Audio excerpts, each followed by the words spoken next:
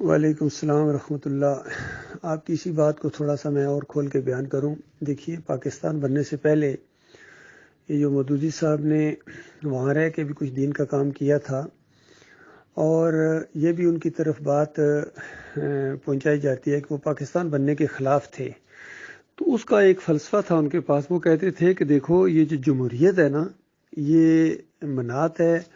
اور آمریت لات ہے، یعنی انگریز آمر ہیں، ڈکٹیٹر ہیں، یہ ایک بت کی طرح ہیں۔ تو آمریت لات ہے اور جمہوریت منات ہے۔ اس جمہوریت کو بھی ایک بت کا نام دیتے تھے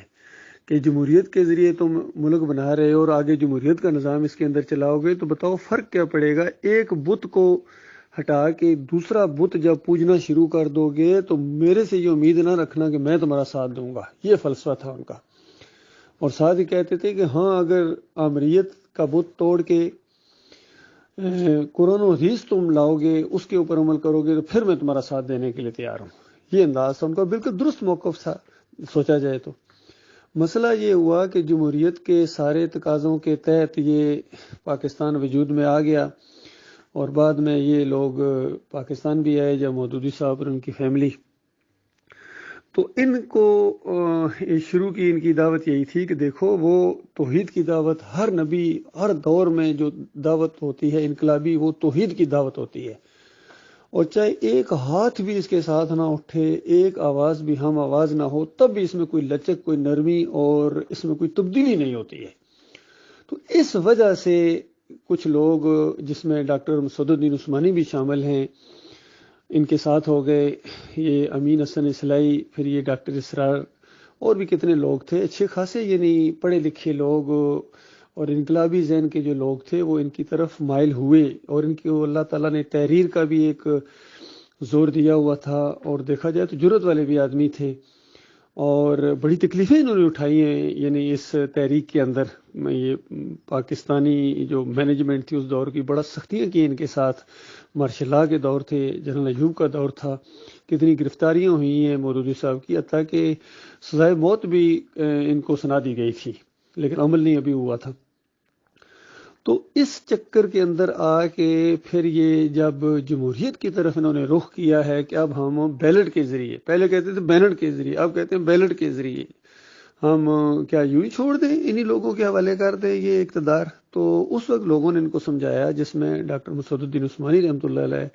سر فہرست تھے، اور آخری جو ان کا اجتماع ہوا تھا ماچھی گوٹ کے اندر جماعت اسلامی کا، اس میں انہوں نے اعلان کیا کہ ہم الیکشن میں حصہ لیں گے۔ تو وہاں ڈاکٹر عثمانی رحمۃ اللہ علیہ نے کھڑے ہو کے تقریر کی، جس کا ذکر کیا اپنی ایک کتاب کے اندر ڈاکٹر اسرار نے، کہ اور اس کا عنوان انہوں نے تقریباً بنا کہ دیوانے کی آخری پکار، کہ ڈاکٹر مسعود الدین عثمانی نے اٹھ کے یعنی پکارنا شروع کر دیا کہ لوگوں تم راستے سے ہٹ گئے ہو، اور پہلے کیا کہتے تھے اور اب کدھر چل پڑے ہو۔ لیکن ان کی کسی نے نہیں سنی۔ مودودی صاحب نے بالکل وہی انداز اختیار کیا جو آج کل ہمارے ساتھ محمد حنیف صاحب کر رہے ہیں، کہ کوئی ان سے بات نہیں کرے گا، کوئی جس نے جماعت کے ساتھ رہنا رہے، جس نے نہیں رہنا جائے۔ بالکل وہی الفاظ، وہی انداز محمد حنیف صاحب کا ہے جو مودودی صاحب کا تھا۔ اسی لیے میں ان کو مودودی ثانی کہتا ہوں۔ یقین کیجیے، محمد حنیف نے بالکل مودودی کردار ادا کیا ہے مومنوں کی جماعت کے اندر، اور بالکل وہی انداز اختیار کیا ہے۔ اور ہم لوگوں نے بھی یہاں جو محمد حنیف کے ساتھ جو انداز اختیار کیا ہے، بالکل یہ وہی انداز ہے جو ڈاکٹر مسعود الدین عثمانی رحمۃ اللہ علیہ نے مودودی کے ساتھ کیا تھا، کہ جب مودودی صاحب کے اندر یہ شرک آیا اور جھکے دنیا کی طرف، تو پھر ڈاکٹر صاحب نے ان سے بیزاری کا اعلان کر دیا۔ اور اس کے بعد ڈاکٹر صاحب کہتے ہیں میں تقریباً 40-42 سال کا تھا جب یہ معاملہ پیش آیا، اور پھر انہوں نے دوسری طرف یہ وفاق المدارس ملتان سے یہ سند لی فاضل علوم دنیا کی، اور چونکہ یہ جماعت اسلامی سے ذرا چڑھتے تھے، دیوبندی تھے، انہوں نے ڈاکٹر عثمانی رحمۃ اللہ علیہ کو ہاتھوں ہاتھ لیا، اور ڈاکٹر صاحب لائق بھی بہت تھے، اور انہوں نے وہاں سے یہ سند لی، اور کہتے ہیں ڈاکٹر صاحب کہتے ہیں دل پر پتھر رکھ کے میں ان کے پاس گیا ہوں، اور سند صرف اس وجہ سے لی ہے کہ چونکہ مودودی صاحب کے پاس جب سند نہیں تھی تو یہ لوگ بہت اعتراض کرتے تھے سارے کہ بھائی عالم تو نہیں ہے نا جی، عالم دین تو نہیں ہے نا جی، اس طرح ان کو موقع مل جاتا ہے، تو لہٰذا ان کا یہ منہ بھی بند کر دیا جائے۔ تو ڈاکٹر صاحب نے سند لی اور پھر دین کا کام شروع کر دیا۔ ڈاکٹر اسرار بھی 3 مہینے ڈاکٹر عثمانی رحمۃ اللہ علیہ کے ساتھ وہاں کلینک میں کام بھی کرتے تھے، اور ڈاکٹر صاحب ان کو کئی دفعہ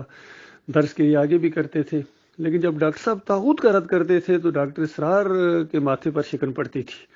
کہ ڈاکٹر صاحب آپ کسی کو چھوڑتے ہی نہیں، عثمانی صاحب کو کہتے تھے۔ تو ایک دفعہ بلکہ کوئی ساتھی بتاتے ہیں کہ ڈاکٹر عثمانی رحمۃ اللہ علیہ نے چند عقائد بیان کیے نام لیے بغیر۔ ڈاکٹر اسرار کو کہا کہ اگر کوئی اس طرح کہے کہ فلاں نے عورت کی عمر گھوڑے کو لگا دی اور گھوڑے کی عمر عورت کو لگا دی، اور اس طریقے سے کوئی 2-3 اور باتیں بھی بیان کی، مردے کو زندہ کر دیا، تو ایسے کے بارے میں آپ کا کیا خیال ہے؟ تو ڈاکٹر اسرار ذرا تیز زبان بھی ہیں، فوراً کہتے ہیں کہ یہ تو کوئی کافر مشرک ہی کہہ سکتا ہے، کوئی زندیق کافر مشرک۔ تو ڈاکٹر عثمانی رحمۃ اللہ علیہ نے انفاس العارفین آگے کر دی، یہ شاہ ولی اللہ صاحب فرماتے ہیں۔ تو ڈاکٹر اسرار کہتے ہیں لا حول ولا قوت، آپ نے میرے منہ سے ایسے بڑے بزرگوں کے لیے کیسے کیسے الفاظ نکلوا دیے۔ تو اصل میں یہ انداز تھا، اس نے کفر بالطاغوت نہیں کیا ڈاکٹر اسرار، تب مارا گیا ہے۔ سب کھل کے طاغوتوں کا معاملہ اس کے سامنے آیا تھا، لیکن اس کے دماغ کے اندر جو تھا صوفیزم تھا اور صوفیوں کا یہ دفاع کرنے والے تھے۔ تو وہاں سے انہوں نے پھر بوریا بسترا اٹھایا 3 مہینے بعد ہی، اور مخالفت میں انہوں نے میثاق رسالہ نکالا۔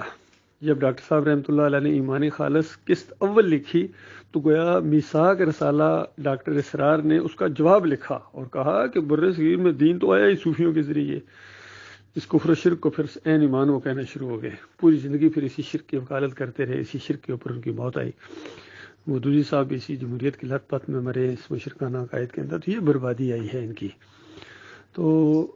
بالکل ہمارے ساتھ بھی یہی اس انداز سے کہ جب ہم کتنی عزت کیا کرتے تھے محمد حنیف صاحب کی، ان سے کافی کچھ سیکھا بھی ہے، جس طرح ڈاکٹر عثمانی رحمۃ اللہ علیہ نے مودودی صاحب اس کی تحریک سے چیزوں سے کافی سیکھی بھی ہیں، لیکن جب مودودی نے شرک کی طرف اور دنیا کی طرف اپنا رخ کیا تب ڈاکٹر صاحب نے اس کو چھوڑا اور پھر بعد میں للکارا ہے۔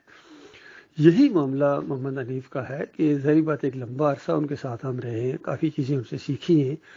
اور جب وہ دنیا کی طرف جو کہ ہیں یعنی شرک کی طرف، سجدہ تعظیمی کی طرف گئے ہیں، تب ہم نے ان کو پہلے 7 مہینے سمجھایا اور پھر اس کے بعد للکارا جب وہ جم گئے اپنی شرک کے اوپر۔ تو اصل میں یہ سارا معاملہ ہوا ہے بھائی۔ اللہ تعالیٰ ایمان خالص کے اوپر قائم رکھے، اور بہت کم اب ساتھی ہمارے رہ گئے ہیں لیکن مضبوط رہ گئے ہیں، باقی کچرا سب نکل گیا ہے، گند نکل گیا ہے۔ یہ تطہیری عمل ہوتا ہے اللہ کی طرف سے،